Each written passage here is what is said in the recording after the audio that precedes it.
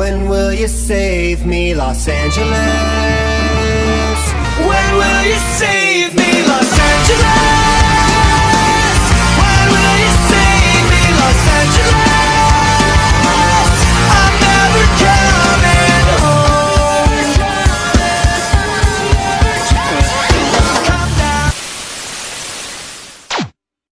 home. Welcome to another installment of Clash of the Horns, talking about the Week 2 game, Washington Redskins versus the Los Angeles Rams, 27-20, and the good things about it, the bad things, and the in-between. So one of the things that we can really improve on, especially in the future with this team, from what I saw in this game, was their ability to compete even though they were down by a lot and pretty early. And I know the Rams would have gave up last year, or they would have tried, but there would be no hope because of the horrible offense. But they really had the spirit to come back and at least tie the game. Eventually, the Redskins were to capitalize in the end of the game with the touchdown. But I really enjoyed what I saw from this team. Going into this game, I knew that this defense is going to be slightly better in the secondary than the Colts, and that they were going to have Kirk Cousins to throw the football. Well, they didn't go crazy throwing the football. They were okay throwing the football, but they ran the ball down our throats this game, and it was crazy. I expected the Rams to do a whole lot better. I expected the Rams to at least be very competitive throughout the whole game, which they lagged on it in the beginning of the game with a turnover and also getting run down fairly early. After that turnover, the Redskins were just running the ball really well, and the Rams could not really answer them until later on in the game, where it's kind of too late. So the Rams really had the opportunity to start off 2-0, but this one slipped out of our grasp. But going into this game, I can tell there's a lot of different, it's a whole different Rams team. It's a whole different feeling and a whole different, you can say, atmosphere than it was last year. And I can tell you this right now, Jared Goff is looking better. Jared Goff is really, really out there. And when it comes to QB performances, as of right now, as of week 2, he's at least top 10 in the NFL when it comes to quarterbacks. That can all obviously go full credit to Sean McVay and what he's done in the offseason, making moves, with the offensive line and the wide receiver caliber that we have right now. And I feel like the Rams have a pretty respectable wide receiver core compared to last year. And to tell you the truth, this team is going in the right direction. Even though we did lose, the bright spot is the Rams are better competitively wise, and also a lot of people out in the media are looking at the Rams like an actual NFL team compared to the last couple of years where the Rams were really, really struggling. Now, given the good part of it, having Todd Gurley out there running around, being a baller that he is, really, really helps the Rams in the long run, especially in the season, the hard parts where he has to be that guy to make a difference. And he finished this game with 136 yards from scrimmage, 2 touchdowns, 1 receiving and 1 rushing.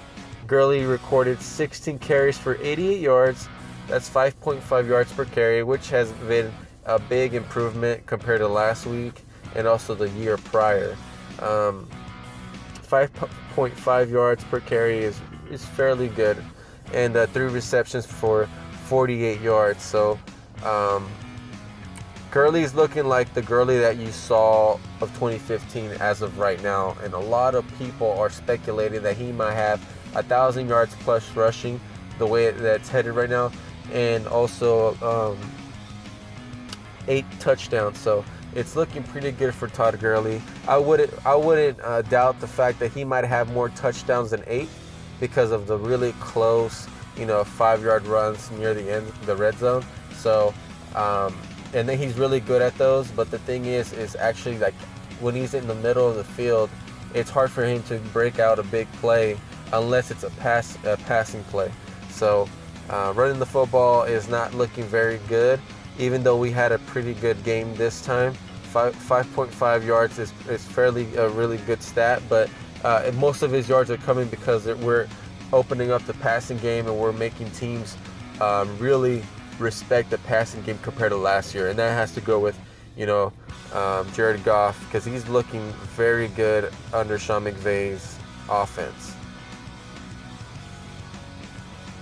And Sean McVay really changed the team in the right direction. I mean, I think it has to be with leadership, and also think with the players and coaches that he brought in is really changing the atmosphere, the offensive line as well. And there's some things that I can't speak more about is Andrew Whitworth and John Sullivan's contribution to this team. And they're both healthy right now, and that's a good thing. You don't want an offensive lineman to go down with an injury. Now, one thing that I have to say is receiver-wise, I really like what I see out of Gerald Everett. I mean, he made some plays against the Redskins, man. Especially, I think it was like a 64-yard reception from Jared Goff. It was like one of those other plays, kind of like he looked like he was going to give it to Todd Gurley, and then he pops it up to Gerald Everett, who takes it almost, I think he took it to the 6-yard line, and then eventually it became a touchdown with Todd Gurley running the football. That's a really good play, and that's what I like to see. Also, Cooper Kupp making great catches. He didn't have a spectacular game this time, but you knew he was on the field, and he's going to be one of those players for the Rams that he's on the field at all times, because they're going to respect him as a wide receiver, and they're going to defend him, which allows Todd Gurley to get open. And that's what I saw a lot in this game, is that there were, the Redskins had a pretty good defense this game. Trust me, I really respect their defense, but they were respecting our wide receivers, and that's why Todd Gurley was open so many times. And I like the fact that they can always pitch it to him, and he'll get like 20-plus yards with every reception. So now moving on to things I did not like when it comes to the Rams' performance this game, and it has to be penalties, man. It has to be penalties in crucial times. With the little Corey Littleton getting flagged for holding, and also for a face mask, it really kills the momentum for the Rams offense sometimes, man. And kickoff returns and stuff puts them in a horrible position to start.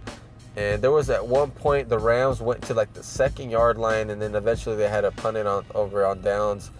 And it was a weird play. I can't really explain it. It's one of those old plays, but the Rams, because of a couple penalties on that one kickoff return or a punt return, it really killed it for the Rams, because they would have had good field position, and they didn't on that play, after that play, because they were in the 2nd-yard line. Now, there's another thing. Robert Woods committed penalties in crucial times, man. It was like 2 third downs, and he ended up like unnecessary roughness and a pass interference, which took the Rams out of getting a first down twice. And it really pissed me off, and I'm starting to think, man, is this guy not disciplined, or what's going on? Like, he's not thinking about the team when he does dumb stuff like that. And it's really hurting the team, because we were in the right direction. We had momentum going forward, and then these dumb little penalties really take us back. So Robert Woods needs to clean that up, or else I would really like to see Josh Reynolds get an opportunity. I'm a Josh Reynolds fan, and I'll always be a Josh Reynolds fan until I see him make super big time mistakes. He's been very good in the preseason, and then he's always been there when the Rams needed him, especially in that fake punt with Johnny Hecker, and he got that reception. He's a big-time playmaker, man. I'm telling you that we got a good receiver in the 4th round of the NFL draft. I think he's going to be a superstar, but we have to give him opportunities. I think if Robert Woods doesn't calm his stuff, then I say we give Josh Reynolds a try. And then also we have to as a defense stop the run, man. We gave up 229 yards of rushing from 3 different running backs. Rob Kelly ended up getting 78 yards on 12 carries. Chris Thompson and Perrin picked up 77 and 67 yards each other. And with Thompson getting that big play, man, Chris Thompson was balling out this game against the Rams. And it's something that, as a Rams fan, it pained me to see this because I knew the Rams had a good shot of beating the Redskins. And they really proved it. But the Redskins capitalized. I don't know whether it was Sean McVay just being like kind of nervous. His play calling ability was a little skewed. Mainly it was that early like mistakes the Rams were making. But it looked like Jay Gruden, it was in control the whole game. He knew what he was doing, running the football efficiently. And the Redskins aren't really a good team that runs the football. And especially against this Rams defense with Aaron Donald coming in, the Rams defense to me let the whole fan base down, let the whole team down because they could not stop the run. And the Redskins made them look very silly. I think the Redskins had a game plan. Let's make it where the secondary for the Rams isn't really a factor, and let's try to run it down the inside where the undersized linebackers are, where we can really beat them with power and precision. And that literally look what happened. If you look at the game, it looks like Jay Gruden said, Kirk Cousins is having a hard time throwing downfield. The receivers aren't really doing anything, so let's try to run the ball as efficiently as we can. And they literally did that. I think Wade Phillips was expecting them to throw the ball deep, doing exactly what they've been trying to do. But, it's like a game of chess, and I think Jay Gruden played his cards, a game of chess. It's like poker, right? He played his cards very well, and he strategically beat Sean McVay and Wade Phillips. And I can respect that. I really think that the Redskins gave us a good game to really test us as a team, and I think the Rams answered the right way with working as a team, working themselves downfield until Robert Woods penalties and stuff, and it really ended up being a momentum killer. But the Rams kept going. Todd Gurley became a leader today, and he really showed what he can do. Hopefully he can continue what he's doing and take this to the San Francisco game, where we're going to need him at his very best, because the Rams against San Fran for some reason have a hard time actually going out there as a team and work as a team. So new team, new coach, new philosophy. Let's get this win. But in this game, I liked what I saw, but then there are things that I didn't like what I saw, especially the defense really giving up in the pass in the running game, and also the penalties really killed us. But I saw a couple of good things. Robert Quinn got a sack, Alec Ogletree got a sack, Aaron Donald got half a sack. But Aaron Donald wasn't really a factor in this game, so hopefully this next week he can become the player that we know and love. And it can also be this too, Rams fans, and I know you guys are listening. Thank you guys for actually listening to these videos that I make. I really love talking about the Los Angeles Rams, and I'm going to hope to keep doing more. But one of the things also could be the Rams just had a bad day. That could also be a thing. Sean McVay had a bad day at, Sean McVay had a bad day of, not taking people out when he should have, or certain, plays. Jared Goff throwing an interception, looking down at the receiver the whole time. It can be a factor of things. It can also be the Rams had a bad day. It could have been it. The defense just couldn't tackle. They were missing tackles. Maybe this is a game where they have to, not take a win for granted and stay focused, and, take this as a learning, as a growing pain and a growing a lesson when it comes to the future. So I knew going into this year, Sean McVay was going to have growing pains. Jared Goff was going to have growing pains, because it looks like both of them are rookies and they're working together to win some games, man. And when I saw them win that first game together, the Colts, I was very happy for them. But this is their first loss together, and hopefully it can be one of many few losses for them. But I think Sean McVay and Jared Goff are going to join up very well together, and hopefully this team can move forward and take this as a lesson. So other than that, you guys, that Washington Redskins game to me was very exciting, even though we did lose. But this one thing though, the Rams last year would have lost so badly, and they would have gave up as soon as like that first Todd Gurley fumble. That would have been it. Literally, that would have been it. I didn't see the Rams come back from a beatdown or early like turnover at all last year. This year they answered correctly, worked their way down the field and scored points, field goals, working together.